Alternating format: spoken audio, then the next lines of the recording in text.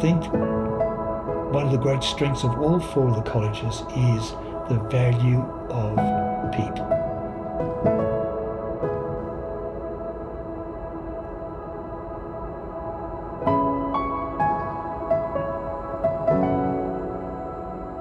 Father, thanks very much for giving the time today to talk. A pleasure. Father, could you begin by talking a little bit about your early life, where you grew up, the family that you were born into, and what life was like for you as a young fellow growing up? I was born in North Queensland, a place called Ayr. Basically, my mother's family came from a town called Home Hill, but she didn't like the doctor in Home Hill, so she always crossed the river to Ayr to have her children. But my family moved to Brisbane when I was about 2 years of age, so I'm really a Brisbaneite. Okay, from Brisbane, I went to basically my main education was probably at the Josephite nuns at a place called Nunda, but then I went to Mazenod College, which is a GPS school and a rugby union school in Queensland on the north side of the river. I come from a family of lawyers. My dad was a lawyer, my brother was a top lawyer, and I've got 7 nephews and nieces, 5 of them are lawyers. So law was where I was thinking of. So after I finished year 12, I started studying law, but the idea of priesthood was there off and on. Eventually, after 3 years, I helped because my mother was a single parent after a while, and I went on basically, I was ordained and I did all my studies in South Africa. So I was ordained in South Africa, and I came back, and being the first Queenslander to be ordained an oblate, wasn't the first Queenslander to join. One guy joined a year ahead of me, but he decided to leave.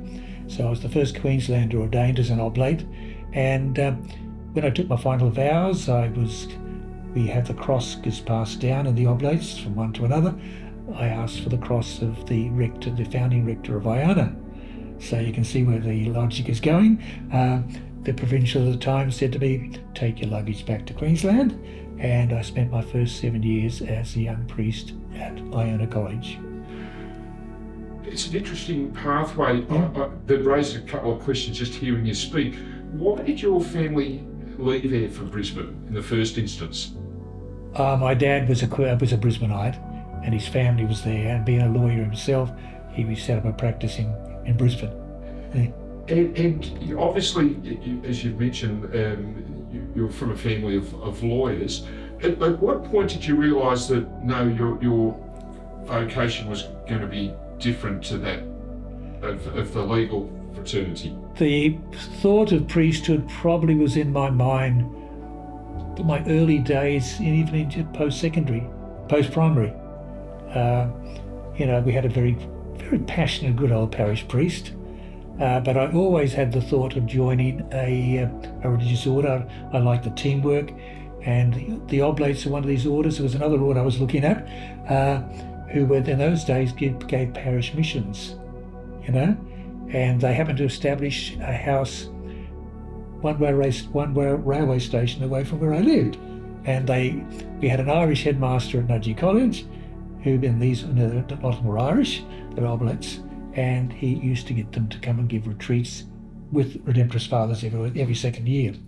So, that bond was there. So that nurturing of an idea of a vocation of the priesthood was kind of, there probably from early post-secondary, post-primary. Which is incredibly young. It is. To be making a decision so profound that it will be a life-changing decision. But obviously, the fact that you've spent your whole life with the Oblates means that you did make the right decision. I've enjoyed it. I say to people, if I had my life all over again, I'd do exactly the same. But I worked for 3 years in the public service before I got me in, because my mother, as I said, was a single parent, and I was the eldest son. So I thought I've got my duties there. In speaking to the other fathers, Father Sherman, what has come through in speaking to them is the great sense of community they seem to have from a very young age, and a lot of it had to do with the community to which they were exposed. Great communities in which they grew up in and were greatly influenced by. Was that your case too in Brisbane? Did you find where you lived that there was a really strong community, and that sense of community basically came down to you? I liked the idea of teamwork, and what impressed me about the Oblates was that not only did they worked as a team, but they enjoyed it. The other order I was thinking at one stage was very formal, and I found the Oblates, how to say, occasionalness, but also an intensity. And I remember walking away from their house at a place called Eagle Junction, where they had their first community in Queensland. And I looked back, and the whole 5 members of the community were there waving goodbye to me. And I thought, these guys seem to like each other. They get on well, and that helped me, you know? Yeah. Absolutely. And you mentioned South Africa. Now, how did you find your way to South Africa? Well, in those days, the early days, the Oblates used to send all them into Ireland. And then vocations were plenty abundant in that time. And for a number of years, the Irish couldn't take us anymore.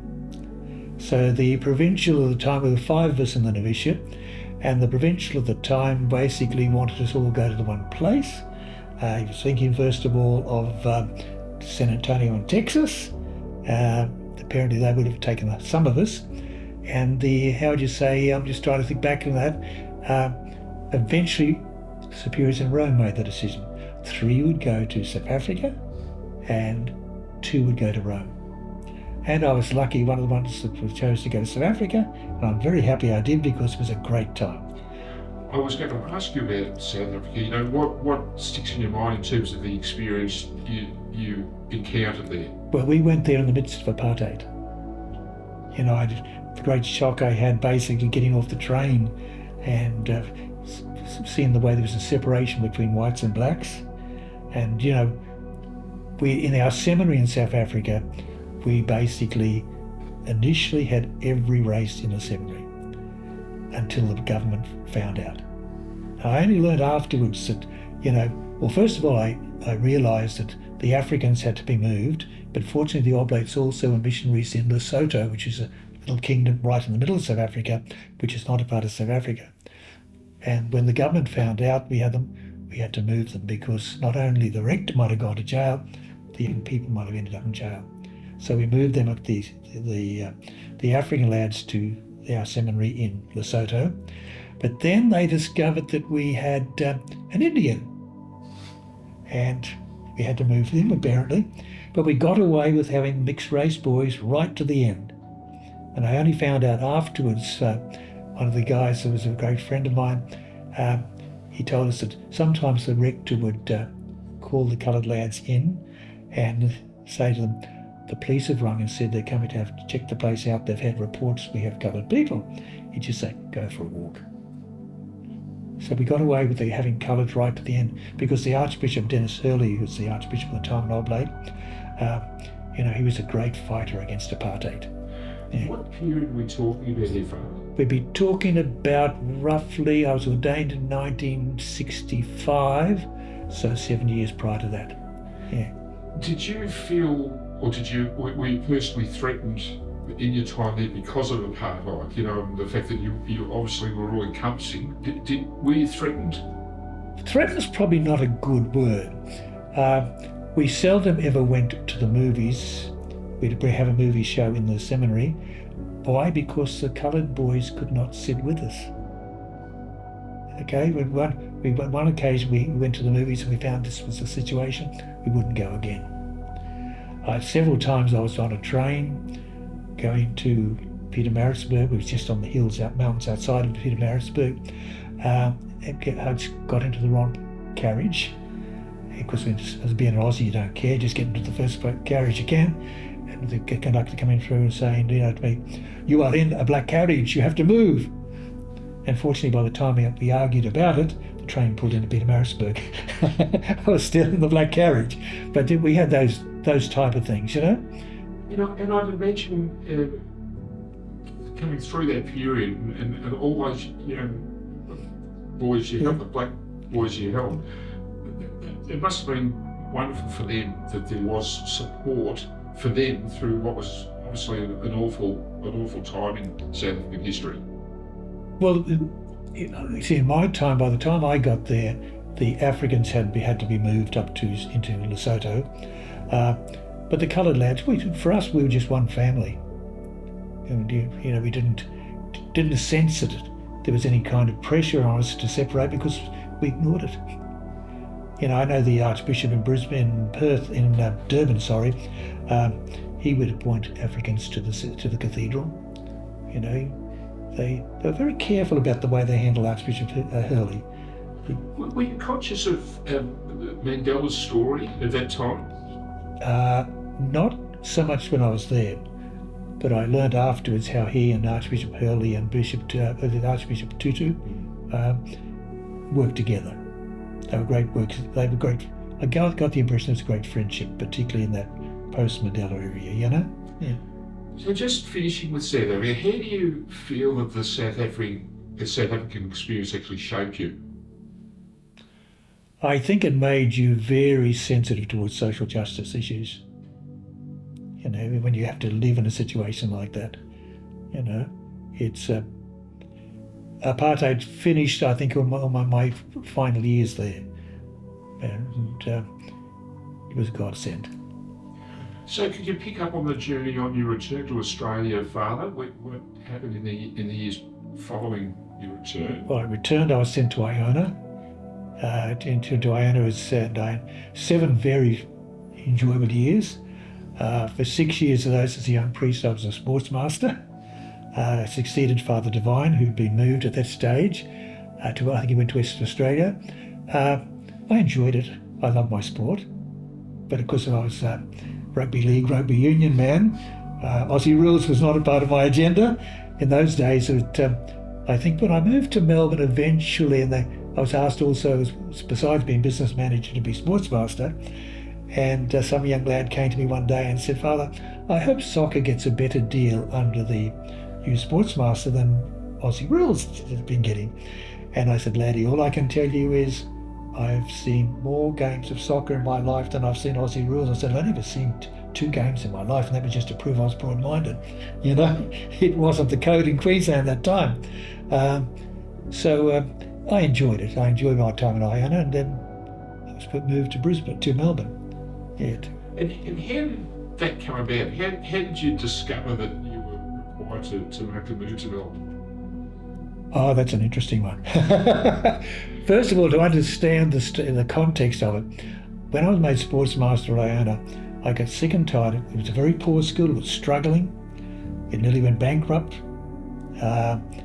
And we didn't have much in the way of facilities. Today, it's a beautiful campus. It's magnificent. And how would you say, as sports master, I used to take the kids around to various borough pools to swim. And I got sick and tired of the poor kids getting earaches and all this from these dirty swimming pools. So I put to the provincial one day, when he was up visiting us, "Can I build a swimming pool, Father?" "Oh, of course you can, brother," he said, Father. He said, "but it must be 50 metres and you can touch no money now coming to the school." So anyhow, that's another story, but we worked away and eventually the school took over the pool, but we just started to build the pool. The hole was being dug. And I get a letter from the provincial. "Dear Father John, I'm moving you now to our college in Melbourne as business manager." I wrote back to him and said, "This is madness. You've taken the captain out midstream." The only reason a guy could go is in faith. And I got a 1 sentence back from the provincial. "Dear John, go in faith." And I started 11 years as the business manager of Mazenod College, and they were 11 very challenging but fruitful years. It's a big question, Father. What about the pool? The pool went ahead, was built. Now it's been over 50 years old, and they're thinking of building a new pool. I'm not a part of that anymore. So the move to Melbourne, I mean, a big move, and obviously initially you would prefer that it didn't happen at that particular moment in time, but how do you overcome the, what's the word I'm looking for in that context, to make the move? I guess you've done it before from South Africa, obviously, but to make a move where perhaps maybe at the time you your heart is necessarily in that move. How do you work your way through that? And once you begin, does all that dissipate? You're mindful of the job at hand. I think if I look back and reflect on my life, I live for the present. And I very quickly transferred, because as I moved to Mazenod with Father Kevin Devine was the rector, he and I both came in together. There's a humorous side to it. They took the two sports masters, one, Diana, me, and Father Kevin Devine, who was sports master in Western Australia, at Mazenod there, and made him the rector and me the business manager. So you can imagine that quickly there was a very strong support for sport, you know? But again, it was also a building time. It's with, you know, I can remember going to Mazenod in those days. You've probably picked up these stories before in these interviews. The main building of Mazenod at that stage was truncated. The office was basically down in what eventually I think is almost, there's a part of it is a power, where all the power is controlled from, and another little room next door. And the rector at the time, Father Fitzpatrick, from that period, actually lived in that, is where he had his office in that area, you know.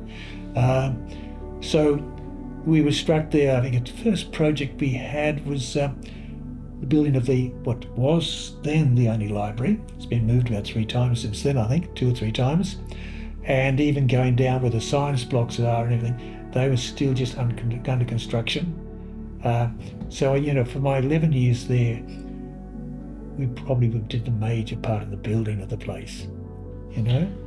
When you began, and you had a major responsibility looking after the finances of the school, what was the school financially in good shape? Were enrolments at a good level? How did you find the school, and what were first impressions? It was very much a school in founding mode. Initially, the enrolments were okay. In fact, in my early days there, I'm just trying to think back, we would tell the parish priest how many of his kids they could take. There were 5 founding parishes, and we couldn't cope with all the kids wanting to get in, so we'd tell them how much. But financially, the school was still being subsidised by the parishes. So for my first 3 or 4 years, when it came to the budget, we'd approve the budget, we had a deficit, and we then just divide that deficit up between the parishes and send a bill to the parishes. So it was subsidised. It took us about, I was 11 years as business manager. I'd say about the first 4 or 5 years, we were still dependent on the parishes to subsidise the school.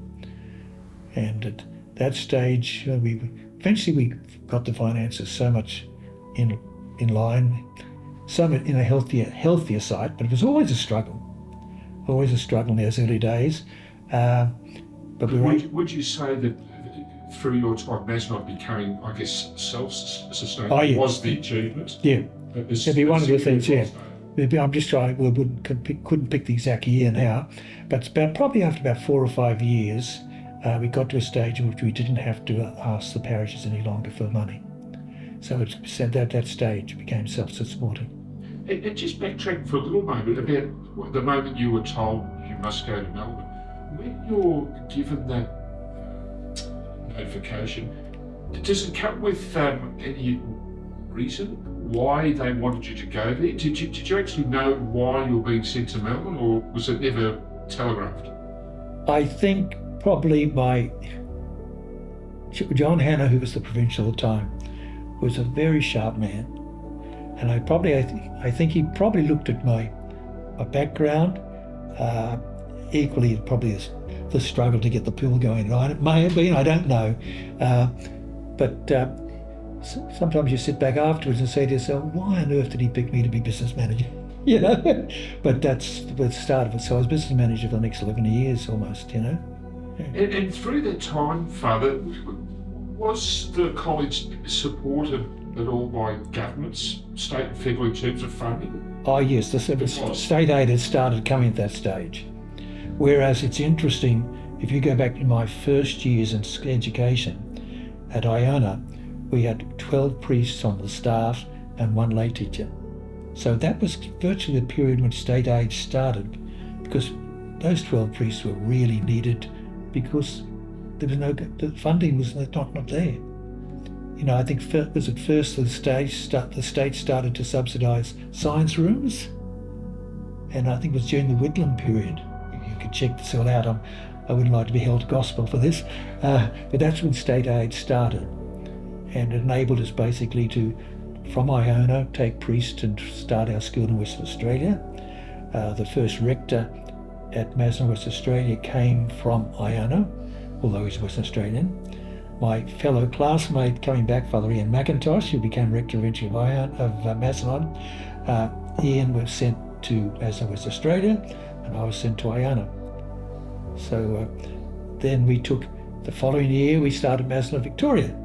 So from Iona, those 12 priests, you could say, were starting to be shared, and that was probably a little bit of the journey of state aid coming too. So we've talked a little bit about, I guess, the infrastructure, the buildings, the finances of Mazenod College. What about the people? You know, the parents, the students, the community of Mazenod. How did you find that community? How would you best describe the community you encountered at that time you came to Mazenod? I would say a very strong, they came from parishes that were very strong community parishes. You know, like St John Vianney's at Mulgrave, or North Springvale as we referred to it then, Springvale Parish. That period was probably the early stages pre what you would call finishing with the White Australia policy, you know? And therefore they were very what you call Anglo-Saxon type. The Italians were probably the migrant group that was strong, because down at Springvale you had a migrant hostel. A lot of people, when they came out of the hostel, basically then lived in the area, which explains later on how many people like from Vietnamese were at Mazenod, you know? So that, you know, each of those parishes, I look back, they were parishes that were still in the founding growth, because the Oblates had taken on the parish of North Springvale about the same era that we took on the college. And, you know, you great support the people. So that, you know, it doesn't matter which, each of those parishes we talked about, there was a strong sense of community supporting the school as well as the parish. And the parishes were growing too. Which I guess would actually make life easier for you in your role. To have that strong community, I guess that means that there is support. Support, but also tension, and a good, healthy tension, because the people were still building their own churches. I can remember, if you're just going back quickly, you know, John Vianney's in those stage would have only had a hall. Good Shepherd only had a hall. St Leonard's only had a hall. Springvale, I think, probably had a church. Clayton probably had a church, may have, I'm not too sure about that. But, you know, those parishes were basically still in the founding stages.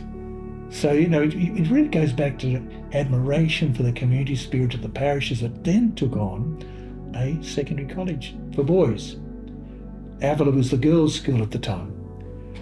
But it was a period in which really people really got in by and supported their church and the schools. So you spent 11 years looking after the finances of the college. What did you become rector?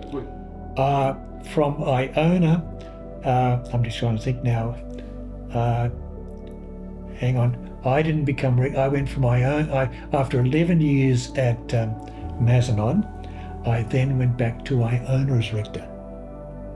And I did spend 5 years as rector of Iona, rector principal. And then from there I went to be provincial. I was provincial roughly from 88 to 94. Then after you've been provincial, you get a break. So we did a sabbatical and etc. So 94, 95 I was on sabbatical. 96 I came back as rector of Mazenod. So interesting how you sort of went full circle again. Do you think being called back to Iona after your initial time at Mazenod, was that a reward, do you think, for the hard work that you'd done? Because you were obviously reluctant to leave in the first instance, but going back there, you must have felt terrific to go home. I did, because I love Brisbane. Although I have to say that I've said to my family that Brisbane is my family home, Melbourne's my city of adoption. I've spent over half my priesthood in Victoria and most of it in Mazenod, Victoria. You know, I've been business manager, then going as rector, and then of course about 2010 I came back in the role as chaplain. So I only went more recently to Brisbane. So I spent a lot of time, and I think I have a 25-year-old clock over there. I've got 3 stages of clocks for Mazenod, Victoria. So they're still in my room. I moved them the other day across to Iona again, so I'm back at Iona now. Sorry to interrupt, but as was the case when you first came to Mazenod, did you find out that you were required back here again in writing, or by a simple phone call? How did that come about, your return? I can't remember. I can't remember that. I'm sure I got it in writing eventually, but the provincial at that time, because I basically had been the former provincial, and of course I'm pretty sure that I'm just smiling to myself because for my sabbatical I went overseas for 6 months, and then my dream was to be a part of my sabbatical in a Queensland country parish. And in those days we were just in the process of founding, or while I was at Iona, founding Rosie's. And Rosie's started really as an outreach on the Gold Coast. And one of the parishes down there, Surfers Paradise, had been very, very helpful in particularly the Father Morris, who became Bishop Morris, in helping Rosie's to get going. And so then my dream to go to a Queensland country parish, I was thinking somewhere out to Longreach or Winton, somewhere like that, you know. And Paddy Moroney gets in touch with me and says, John, Father Michael McCarthy, who's parish priest of Surfers Paradise, wants to go on sabbatical. Would you consider going as a supply priest there for 3 months? Well, I thought of the help we got from that parish, etc. etc. I said, I won't die for my dream. So I spent 3 months at parish priest, not as an assistant at Surfers Paradise. Did you enjoy it? I did. Thoroughly enjoyed it. I thoroughly enjoyed it. It's really my first adventure into parish life. Yeah. And when you came back, do you feel that you were better placed, given the more recent experiences you had, that when you first came to Mazenod as in the finance area, did you feel you were better for the experience of taking on that role, rector? Oh yeah. And already having been rector at Iona, you know, and then having been provincial. And in your role as provincial, you're really a part of everything, you know. So I hadn't lost contact with the school by being provincial, you know. And on your return, did you notice change to when you had previously been at Mazenod? Yes, that's an interesting question you ask. It was really the stage of moving to what you would call Mazenod, the multicultural school. I can remember my early years there, my first or second year. We had young lads coming from, say, Springvale, Vietnamese lads, particularly Vietnamese, but you couldn't get them involved in anything other than study. And I'd say the year after I finished as rector of Mazenod, I remember going back there, and pretty well all the prefects in that year after I finished 6 years were non-Europeans, or at least non-Anglo-Saxons. And that was the great transformation. And when I came back afterwards as a chaplain in 2010, I sat and I smiled to myself. those students who were basically all they could do was study had become an integral part of every aspect of school life. And going to a swimming carnival and hearing a Vietnamese dad behind me barracking for his son in the inter-school carnival as the kid won a race. He was in year 7, and the dad was up jumping. I thought, I would never have heard that in the early days, because they were so focused on development of their kids, getting a good education, etc. They became really a part of the school. You've probably...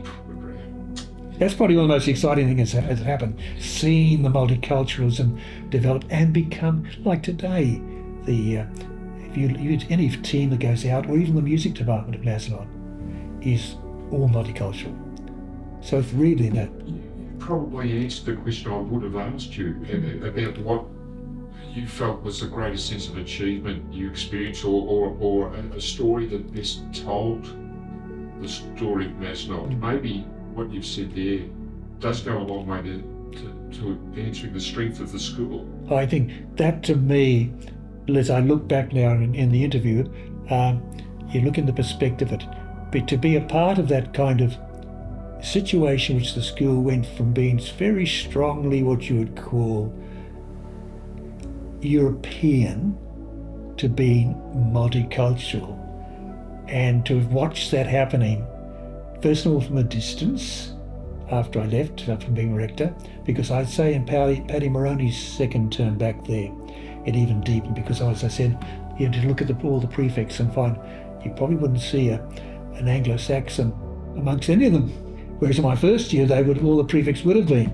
So that, and just see that integration of, it taught me to have a great patience with the whole concept of multiculturalism. That they have, just to see the beautiful way that people make this country their own. I think it's important here to ask this question, Father, looking at the bigger picture maybe. Do you think multiculturalism is under threat in this day and age, or do you still believe that it's a great strength, it's a great unifying force that will survive, will continue to thrive and prosper? I'd have to say I think it'll continue to thrive and prosper. I think today, and I having that experience of seeing how various cultures integrate, I have great patience that we will learn to accommodate also the people of the Islamic faith. I think they probably still feel a little bit on the we are separate. I have great hope that they will become integrated more and more. I think they are, but I think we've got a long way to go still in that, and our Indigenous people too. When you reflect on your time as rector at Mazenod, what was the greatest challenge you faced, and what do you feel was the greatest, achievement you realised? I think, that's a difficult question, because so many challenges come across your desk. I think that I didn't see multiculturalism as a challenge. I saw it basically as being patient and sitting back and watching how a community develops. I think the area that I really would say that it changed, the school moved from being a college for boys from the 5 parishes to being a college for boys of what you call what southeastern suburbs, is that a better way of putting it? Because by the time I'd finished, I can still remember they had this concept of major and minor parishes, and you were not allowed to take more than 5 kids from a minor parish. But if you had more than 5 of those, you could take unlimited numbers. And Avila down the road was there. Change of demography had started a bit earlier than us, and we had gone to the stage which, to develop the great college it is, we needed a greater drawing base for the school. And Roval was the parish I'm thinking of. Basically, I could see that Avila, it was a major parish for Avila. For us, it was a minor parish, and therefore we basically were not allowed to take more than 5.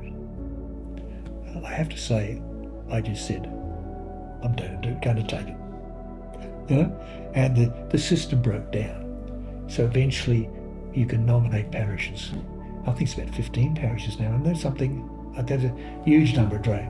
So it was in that period of reorganisation, there had to be a little bit of what you call going our own way, you know? A personal question, Father. In all your years in leadership roles, Rector, you mentioned your provincial and so forth, are you very much your own man, or were there mentors or people that you turn to for advice or confidants? Did you ever experience those sorts of relationships, or were you very much on your own and having to basically set your own agendas? I would certainly, as provincial, I always talked to. I was unlucky in a sense. My immediate predecessor, when I was in Rome for the what we call the charm school for new provincials, dropped dead. So I didn't have my predecessor around to consult, but former provincials I did. And there was one or two of them in particular I'm thinking in terms of you'd always sit and talk. And was that important? Oh, very important. Very important, because you plug into history and to understand why things happen, you know? So that aspect, I would say, yes. From the point of view of, amongst principles, I've always found, for instance, Whitefriars and Mazenod, there was always great friendship there between the two schools and the Carmelites and ourselves. You know, you had people you could talk to. And equally, you had Father Kevin Devine, who had already been headmaster before me, and Paddy Moroney, who was the provincial, and I was there. So you had people around who could say, what happened at your time? You know, you have the courage to kind of move on. We also, I have to say, I was lucky we had a very good chairman of the board in my time, a guy by the name of Mick O'Rourke.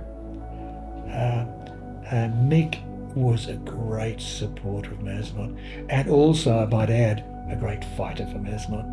You know, I never forget when I started buying that land across the road, and the first block was where the present Year 7s are, I think, and down where the Provence Centre is. And Mick would take on anyone. And we were having real trouble because that was the state education office at that land. They weren't going to build a high school across there until someone got the message through and wasn't the wisest thing to put a high school opposite private school, you know. But Mick went in one day to where the department was responsible for selling us that bit of land, the first part of it down there. Paddy Moroney bought the rest, and the guy wasn't around. Says Mick, I will stay there until he comes back. He sat there pretty well all day waiting because they were telling him, well, he will come back to knock off, you know. And he said, to make sure the papers are signed. So, I would say people like, particularly Mick O'Rourke, because he was for most of my time, was just a great support. Yeah. And yet, ultimately, you're the man in the chair as well. So the question, therefore, is what personality traits does one have to be rector of a college like Mazenod? Probably, let's get the definition. All right, let's move from the title of rector to the title of principal, because now it's rector is no longer the legal one running the school. Principal is. I think it's your role as principal. What qualities does he have? He needs to have vision. He has to believe in the mission of the school, I think. I'm sure. And be prepared to fight for the school. Be prepared to fight for the school. Because Mazenod has had a history of basically having to fight its own battles and done it well. And this is where I think the Oblates really a strong part of the history of Mazenod, because there were some difficult times. Looking back, and we were lucky in the sense, up until now, Peter Legrand, we have one very good man who's only chairman for about the first couple of years, or first year or so. Then Mick was over 20 years as chairman of the board, and then Peter Legrand. Those two outstanding laymen have been really powerful in their support of the Oblates and Mazenod. So if you're really looking for what you'll call it, I think you have to give credit to those two men. And given the fact that there has been change, and as you said quite rightly, there is now a layman as principal at Mazenod College, do you still believe that the Oblates will continue to be inextricably linked to Mazenod? Is there a transitional phase here, or do you believe that that connection will remain for as long as Mazenod exists? I think if you lose the Oblates out of Mazenod, you'll lose something out of its spirit. Because after all, it's Mazenod College, it's called after the Oblate founder. I think our chaplaincy there, that's the role we have now, and that rector, now the role of the non-principal rector, I think is a courageous but very vital part of the growth of the school, and it's happening in all three of our colleges. The first one actually to go to that model was Iona, and my thinking of it, I mean others will have other thoughts, really the schools were getting so big, and they are big schools, that the role of principal and rector was not priestly job. The priest's job is pastoral, caring for the kids, etc., etc. And so much of the role of a principal, how would you say, is tied up in administration and industrial situations and all that. They're getting too big for the two roles to be done by one. It's just getting the mixture right.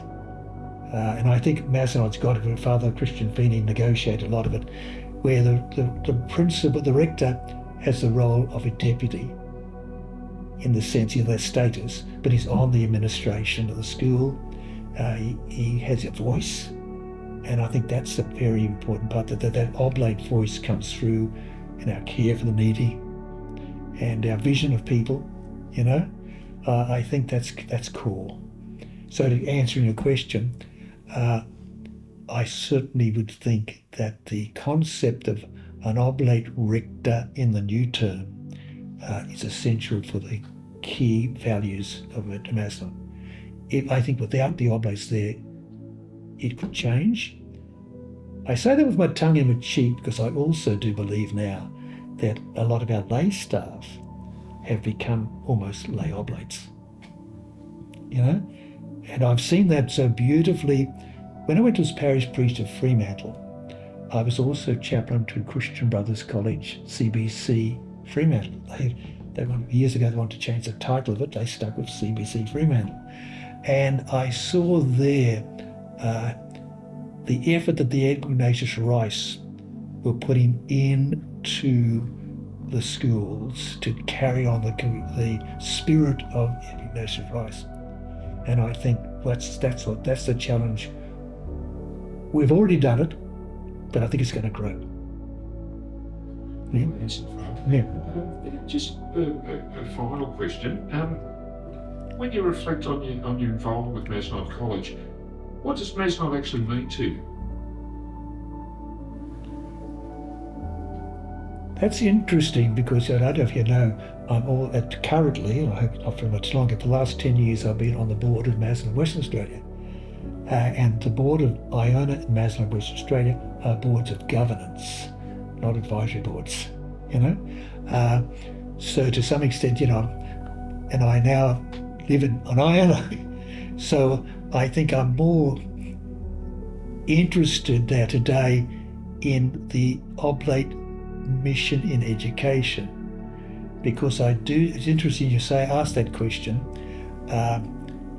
You focus it towards Mazenod, but at present for the last 3 years I've been chaplain to St Eugene's College at Burpengary, which is a co-ed K-12 school, etc. I think the nature of our colleges is, while it's maintaining the spiritual development of Catholics, this is a personal thing, I think the call is also to be a witness to Christianity in a secular society. And that you will find that more and more of our students are coming from non-Catholic families or non-practicing families. And they're not always looking for Catholicism as such, but they're looking for Christianity in the broadest sense of the word. And some would even say they're not looking for that, but they're looking for something different. I think what all four of our, and I use the word four of our schools because St Eugene's is part of our family, people like the community side. They see them as communities, and they're communities where every kid is valued. Now, I know in the case of Mazenod Victoria, the academics is very strong, but I think one of the great strengths of all four of the colleges is the value of people. The value of people, and like for argument's sake, in all of our schools, we also look after the handicapped, kids with learning difficulties. And I think I pick up in every one of our schools, because I've never lost contact with Mazenod, with the other Mazenod in West Australia. I'm part of their life for the last 10 years. Iona and St Eugene's. The discerning parent wants care for their kids of all abilities, and I think that's the core of what we are about. Yeah. And one last question, Father, and you may have answered it earlier when you relate that wonderful story of the Vietnamese father supporting his boy in that race. Oh, I loved it. I thought I would never have thought of that happening. Is there another story that sticks in your mind about your time, Mazenod, that, for whatever reason really made you feel good, or was I mean, that is a lovely story, but was there something else that sticks in your mind about your time at the college that may say something about the school and what it stands for? One of the sports that I've been very interested in, I grew to be interested in, was volleyball. And to see the blending of a team. I always say volleyball is like the sacrament of reconciliation. If you make a mistake, the team forgives you quickly, because otherwise the team will fall apart. And if you do something that's good, the team all celebrates with you. And seeing that with the mixture of the clientele of Mazenod, of all races, is beautiful to see. Does that answer it partly? It does indeed. That's a really lovely way to finish it, Father. Yeah. Oh, well, it's been a real pleasure to hear your story, Father. I don't know what you're going to do with this. It's brilliant. Your journey, this is fascinating. It's still going. It is. I'm going back to Iona now, and I'm going back as chaplain again. Yes. But I'm also going back as pre-novice master. Okay. Because we have a young guy, probably at least one, maybe two, who we now require they do 6 months before they go into the novitiate. Right. And so one of the reasons I'm going to Iona is to be pre-novice master. Right. You've always had to multitask, haven't you? Wherever you've gone, wherever you've worked, it's the challenges you get are many and varied. Well, I think that's a part of nature. I mean, you take the help that the Oblates at Mazenod give to Good Shepherd Parish, which was taken over by an order of priests who were Polish, and initially their English wasn't that great, and we always guaranteed to give one mass every Sunday. Now even though their English has become very improved all over the time, they basically we still help them, and I think that's a part of being oblate. We'll help anyone,